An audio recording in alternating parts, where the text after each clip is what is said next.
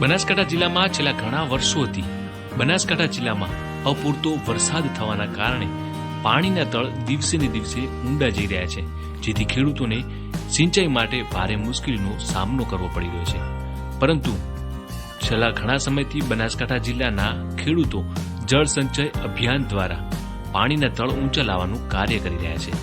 ડીસાના માલગઢ ગામના ઘનશ્યામભાઈ માળી પણ તેમના 20 વીઘા ખેતરમાં જે વરસાદી પાણી ભરાય છે તેનો સદુપયોગ કરી બંધ પડેલા જૂના બોરમાં તે પાણી રિચાર્જ કરી તળ ઊંચા લાવવાનું એક અનોખું કાર્ય કરી રહ્યા છે.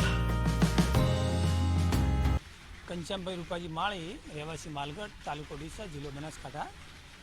અમારા ખેતરમાં ખૂબ બધું પાણી ભરાતું હતું. 21 વીઘા જગ્યા છે મારે.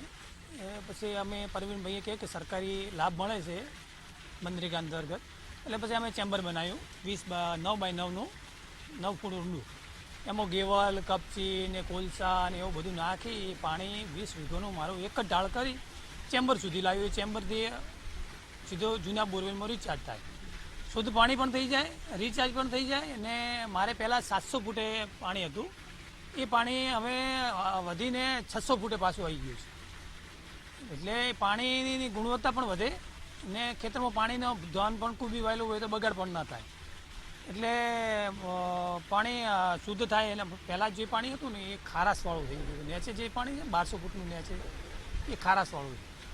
એટલે જેમ જેમ પાણીના તળ અધર આવે એમ પાણી શુદ્ધ થાય પાછું.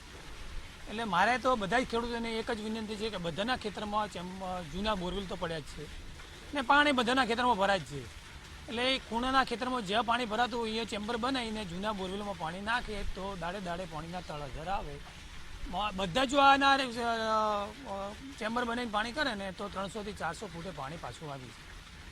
બનાસકાંઠા જિલ્લામાં છેલ્લા ઘણા સમયથી અપૂરતો વરસાદ થવાના કારણે પાણીના તળ ઊંડા જઈ રહ્યા છે. પરંતુ છેલ્લા ઘણા સમયથી ખેડૂતો વરસાદી પાણીનો સદુપયોગ કરી બંધ પડેલા જૂના બોરમાં તે વરસાદી પાણી રિચાર્જ કરી પાણીના તળ ઊંચા લાવવાનું એક અનોખું અભિયાન ચલાવી રહ્યા છે, જેનાથી ખેડૂતોને ખેતીમાં પણ ફાયદો થઈ રહ્યો છે. હું રાજેશભાઈ માળી, માલગઢ.